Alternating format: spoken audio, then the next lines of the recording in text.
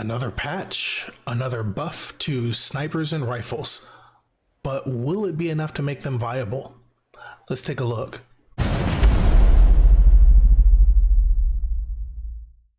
So first of all, we want to hit you up with a quick little overview. As you can see here, we've got one of the sections for the patch notes. It's divided into two sections. We've got general changes and bug fixes here. And as we scroll down, got some quality of life changes and such. One key thing that you can see there is the item locking. And so that's something that the community overall had been asking about. And end-game changes, apocalypse tier leveling, resource gathering, crafting, like it goes on and on, giving you quite a few details of all the things that they've done to fix the game up. So be sure to check those things out. Feel free to jump in our Discord. We'll have a link for that down in the description below, and you'll be able to check out that information there as well. But hey, let's get into what we're after here, and that is the balancing changes, which is the other section. And again, we were focusing on the Technomancer. I fell in love with the Technomancer right from the beginning when I started playing this game. I have not played any other class. Hopefully, we'll see some things here. Let's get into it.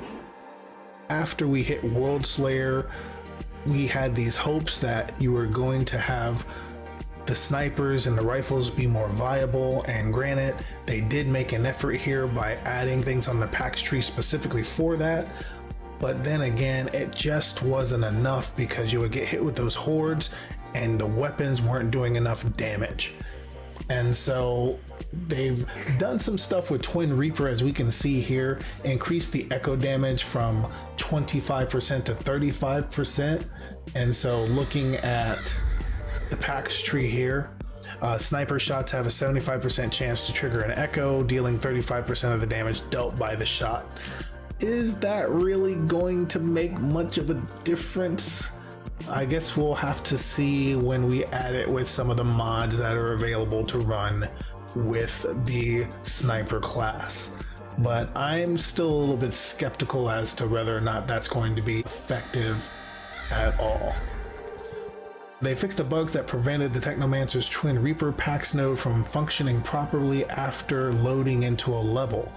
In order to stimulate the sniper archetype presence, we are increasing the echo damage provided by Twin Reaper in order to support the fantasy of precise sniper shots being a deadly threat. Well, I really want them to be a deadly threat. Hey, real quick, if you guys are getting value out of this, be sure to tap that like button. It really helps the channel out. Also, consider subscribing, as I will be continuing to make new content surrounding Outriders, as well as healthy gamer content, which I'll be bringing out later. And don't forget to hit that notification bell so you'll know when new content drops. All right, let's get back to it. So the other potentially deadly node for snipers and rifles would be Burrowing Charge. Critical shots inject enemies with an explosive charge for 5 seconds, dealing 250% of anomaly power as damage upon the next critical shot taken, 3-second cooldown. They say it's performing well in terms of numbers, so we're targeting the occurrence rate to make it more fluent during hectic multi-enemy encounters.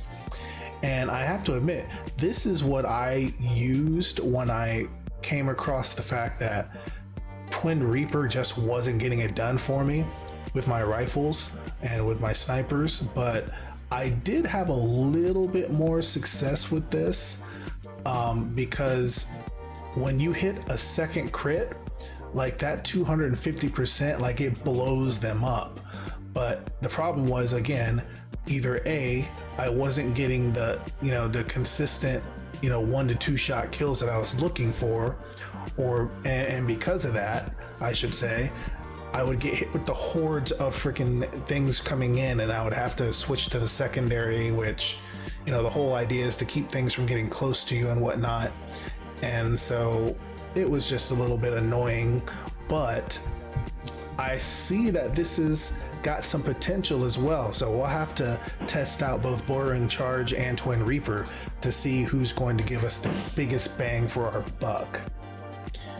So now looking at Blightfire, what else can we say? Blightfire was jacked up because it was being triggered by other players, and so players would be denied their application of the toxic and getting the benefits from that. They also fixed a bug that prevented toxic multiplier mods from correctly working when applied to Blightfire. And you can see there by their explanation how bad it was with that situation, so we won't say anything else about that.